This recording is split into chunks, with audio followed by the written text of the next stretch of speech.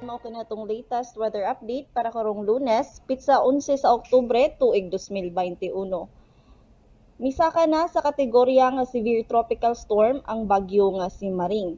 Ug gaganhinang alauna sa hapon nahimutang kini sa gilayong 170 kilometers southeast sa Calayan, Cagayan.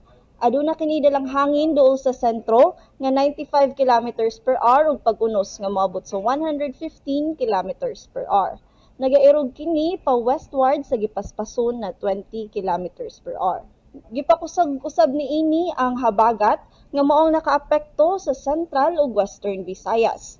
Tungod niini padayon kitang makasinati og madag-umon nga kalangitan inubanan sa mga katag-katag nga pag-uwan ug pagpanugdog og kilat.